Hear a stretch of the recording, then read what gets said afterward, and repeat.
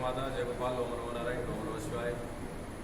जैसा कि आपको विदित ही है, श्रावण प्रारंभ से गुरु पूर्णिमा से ही उदगिरी मंडी पर सदगुरु भगवान के 25 वर्ष महानिर्वाण को पूर्ण होने के उपलक्ष्य में दिव्य अनुष्ठान का कार्यक्रम हो रहा है, जिसके अंतर्गत पंचाक्षर मंत्रों के 1.25 करोड़ के जाप से लेकर शिव पुराण खदान, नंदी पूजन, रुद्राभिषेक, यज्ञ, विभिन्न अनुष्ठानों के हिस्से हैं।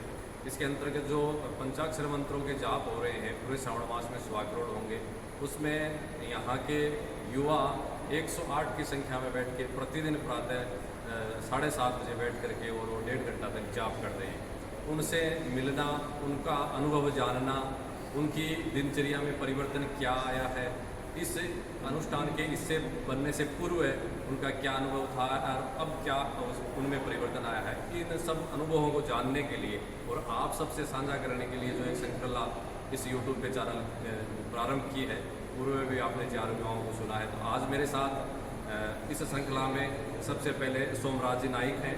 ये परम भक्त हैं शिव के और प्रति श्रावण, हर श्रावण में पूजा भी करते हैं। इस बार इन्होंने अनुष्ठान में हिस्सा लिया है, अनुष्ठान कर रहे हैं। हम सब के बराबर बैठ करके ये सोमराज जी नाइक अनुष्ठान जाप कर रहे हैं। इनसे जानते हैं कि इन्होंने क्या अनुभव किया है, इस जाप से पहले इनको क्या लगता था और अब क्या परिवर्तन आया है, ऐसा हम जानते हैं। तो बताएं सोमराज जी, आपके जीवन में क्या परिवर्तन आया है? चरणों में कोटि कोटि प्रणाम। मैं यहाँ आने के बाद में पहले मैं 9 बजे उठता था महाराष्ट्र जी, और अभी मैं श्रावण में मैं 4:30 बजे उठकर, और मेरी इतनी भावना से मैं रहता हूँ कि कब 5 बजेगा, कब 5 बजेगा, तो मेरे को एक लगन हो गई। तो मैं अभी 5 बजे उठकर स्नान वगैरह कर मैं यहाँ 6:30 बजे पहुँच जाता हूँ। मेरे में अंदर में ये अनुभव हुआ है उठने की। ये वास्तव में ये लगभग लोगों में सबसे बड़ी अगर परिवर्तन की बात देखी जाए तो यही आए। सब लोग लगभग कोई 8 बजे, 9 बजे, 10 बजे तक उठते थे। और अगर मेरा तो ये मानना है कि इस अनुष्ठान के माध्यम से सूर्योदय से पूर्व उठने का ही किसी के जीवन में संकल्प धारण हो गया तो बहुत बड़ा उसके परिवर्तन आ जाए, क्योंकि प्रातः की जो एनर्जी, ऊर्जा है सात्विक, उससे हम सब वंचित रह जाते हैं अगर सोए हुए हैं तो ये भी बदलाव आता है, तो एक बहुत बड़ी बात है। सोमराज जी, मैं आपसे एक अलग हट करके बात पूछना चाहूँगा। अपने समाज में, सनातन समाज में, हिंदू समाज में एक बहुत बड़ी विडंबना है और विशेषकर पिछले 5-7 वर्षों में वो बड़े रूप से फैली है, जिसका नाम मैं लेना उचित नहीं समझता और मुझे अच्छा भी नहीं लगता। लेकिन एक समाज, हमारे हिंदू समाज का अभिन्न हिस्सा नहीं मैं कहूँगा, सनातन समाज की नींव है, जड़ है, जिसको हम चतुर्थ संप्रदाय, चौथा वर्ण बोलते हैं। आज के समय में उनको नाम अलग दे दिया जिसको हम लेना नहीं चाहते। आप उस समाज से आते हैं और आप बराबर सब लोगों के, यहाँ तक कि संतों के, ब्राह्मणों के, अन्य सभी के साथ में बैठ कर के आप जाप कर रहे हैं। तो क्या आपको ऐसा लगता है कि पहले कोई ऐसा भेदभाव था और अब नहीं हुआ है, या ये षड्यंत्र ही है? क्या आपको लगता है इसमें? और कभी आपको लगा ऐसा कि हमारे समाज के साथ साधु संतों ने या समाज ने भेदभाव किया अथवा षड्यंत्र है? इस बारे में आप कुछ बताएं।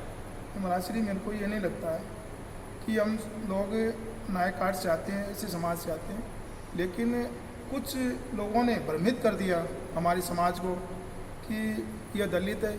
दलित एक कहाँ से आ गया? कोई वर्ण में नहीं है, कोई गीता में, कोई रामायण में नहीं लिखा हुआ ऐसा कि दलित ऐसा है वैसा है। कुछ लोगों ने ये ऐसे भ्रमण फैला दिया है कि हम नीची कास्ट से आते हैं, हम ब्राह्मणों के साथ में नहीं बैठ सकते, साधुओं के साथ नहीं रह सकते। आपको जीवन में कभी ऐसे भेदभाव जैसी घटना आपके सामने आई? कभी नहीं महाराज श्री, हमारे को नहीं आई। हम महाराज श्री के सामने में रहते हैं और ब्राह्मणों के मैं तो टच में रहता हूँ, सबके महाजनों के, और मेरे को आज तक ऐसा कुछ अनुभव नहीं हुआ कि मैं ऐसे समाज से हूँ, मेरे को ऐसे दुर्भावने से देखते हैं, वो देखते नहीं। हम सब अनुष्ठान वगैरह, पूजा पाठ में सब उनके साथ में रहते हैं। सोमराज जी सहित इस अनुष्ठान में जो 108 बैठे हैं, इनमें कम से कम 30 से 35 व्यक्ति ऐसे हैं जो जिस समाज की बात कर रहे हैं उस समाज से। तो एक बहुत बड़ा ये जो षड्यंत्र है, इस षड्यंत्र का भी पर्दाफाश हो रहा है यहाँ पे, और ऐसी भेदभाव वाली बात है नहीं। ये सोमराज जी हमारे साथ सब के साथ बैठ के जाप में रहते हैं, रुद्राभिषेक में रहते हैं, तो ये बहुत बड़ी एक उपलब्धि और षड्यंत्र को पर्दाफाश करने वाली बात मैं मान सकता हूँ। अब मेरे साथ कुलदीप पीपलवा है और ये परम गोभक्त भी है, कार्यकर्ता भी है और पूर्ण रूप से हमेशा धर्म के लिए समर्पित रहते हैं। नित्य श्रावण में पूजा पाठ भी करते हैं। तो इनसे भी इनका अनुभव जानेंगे कि इन्होंने क्या महसूस किया इस जाप में शामिल हो। महाराज श्री के चरणों में श्री श्री मान। इस जाप ये जो चल रहे हैं, इनमें सबसे महत्वपूर्ण बात ये है कि ये जो अपने वेदों में लिखा है न हिंदू पतितो भवे, वो स्पष्ट रूप से उदाहरण देखने को मिलता है कि कोई हिंदू पतित नहीं है, सब समान रूप से। जहाँ युवा लोग पाश्चात्य संस्कृति की तरफ मुड़ रहे थे, वहाँ सब युवा और एकदम भगवा वस्त्र धारण करके त्रिपुंड लगा के और माला का जप कर रहे हैं, आनंद के साथ, उत्साह के साथ। और मैं खुद की बात करूं तो एक अलग उत्साह और एनर्जी सी महसूस होती है महाराज। मतलब नॉर्मली दिनचर्या में, घर में या व्यापार में छोटी मोटी बातें होती रहती है, गुस्सा भी आ जाता है कुछ। एक चीज़ मैंने सबसे महत्वपूर्ण नोट की है कि एक मन में अलग प्रसन्नता रहती है, और उससे बड़ी से बड़ी कोई समस्या या बात आए उसको आसानी से अपन सहन कर पाते हैं, सहजता से उसको सॉल्व भी कर पाते हैं। ये मतलब एक अलग ही एक चेतना सी हो रही है, बहुत आनंद आ रहा है। पॉजिटिविटी बात कुलदीप बता रहा है, सकारात्मकता वाली, ये बहुत बड़ी बात है। जिस व्यक्ति के जीवन में सब कुछ होकर के भी सकारात्मकता के विचार नहीं है, नकारात्मकता है, तो वहाँ दरिद्रता ही रहेगी। और अगर सकारात्मकता है तो उसके पास समस्या आसोपास नहीं आएगी। और आध्यात्मिकता से और साधना से जब तब से व्यक्ति के जीवन में पॉजिटिविटी आती है, सकारात्मकता आती है, जो बड़ी से बड़ी बाधा को दूर कर देती है, जैसे कुलदीप ने बताया। अब मैं आपसे मिलाऊंगा, ये कृष्णकांत सैनी है, इसको जोनी भी बोलते हैं, और हमेशा ये युवा होकर के भी समाज के विभिन्न कार्यों में अग्रणी रहते हैं। पर्यावरण के कार्य को हो, गो भक्ति, गो सेवा का कार्य, अनेकों कार्य में युवा हमेशा ये तत्पर रहता है। कृष्णकांत जोनी, आप भी बताएं कि आपने क्या महसूस किया है, आपकी पहले की दिनचर्या क्या थी, अब की दिनचर्या क्या है, और आपको क्या नया लगा। महाराज के चरणों में कोटि कोटि नमन, प्रणाम। महाराज श्री से मैंने बहुत ही प्रेरणा ली है। महाराज श्री के द्वारा मैं सभी कार्य महाराज श्री के द्वारा ही, उनके आशीर्वाद से करता हूँ। और पहले की मेरी दिनचर्या थी, उस दिनचर्या में अब काफ़ी बदलाव हुआ है।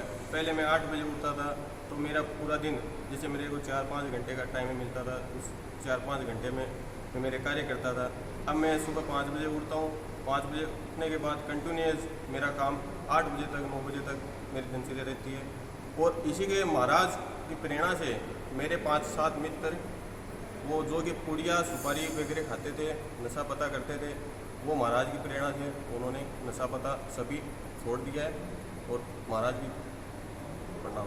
ये दुर्व्यसन वाली और उठने वाली तो सब में कोई बोले या नहीं बोले, लगभग मुझे लगता है 90% लोग ऐसे जिस इस अनुष्ठान में शामिल हुए, सब वो आराम से ही दरिद्रता के हिसाब से उठते थे। ये बड़ा परिवर्तन आया, और हम आशा करेंगे भगवान शिव के आशीर्वाद से ये जो दिनचर्या नित्य प्रतिदिन बनी रहे। अब मैं, ये मेरे साथ संदीप महर्षि है, संदीप महर्षि, और हमेशा हर अग्रणी कार्य में, ये समाज के कार्य में ये रहते हैं। इनसे भी मैं जानना चाहूँगा कि आप भी कुछ बताएं, नया कुछ क्या आपने इससे पाया है। महाराज श्री के चरणों में वंदन करते हुए अपनी बात को शुरू करूँगा। जैसा कि महाराज श्री ने बताया कि सभी युवाओं की प्रतिदिन की दिनचर्या सुबह उठने से शुरुआत होती है। सभी के इस दिनचर्या में काफ़ी बदलाव आया है। मैं भी इसी क्रम में अपने आप को रखूँगा कि मैं 8 बजे उठने वाला इंसान आज 5 बजे उठ करके तैयार हो जाता हूँ कि अपने को मढ़ी चलना है, वहाँ जाप करना है, रुद्राभिषेक में बैठना है। तो ये दिनचर्या में बदलाव आया है। जैसा कि जोनी ने बताया कि दुर्व्यसन और नशे की लत, जो लोकल युवा काफ़ी इसकी चपेट में है, लेकिन महाराज श्री के मार्गदर्शन में वो इस नशे की लत को छोड़ने के लिए बेताब हैं। महाराज उन्हें मार्गदर्शन दे रहे हैं, वो उस पर चलने को तैयार हैं। इसके अलावा बात करते हैं जाप और रुद्राभिषेक की, तो यहाँ का वातावरण इतना अच्छा है कि यहाँ आने के पश्चात बाकी सारी बातें फतेहपुर के अंदर ही रह जाती हैं। मढ़ी परिसर में कोई भी ऐसी बात हम लेकर नहीं आते कि उससे हमारा दिमाग असंतुलित हो या और कुछ हो।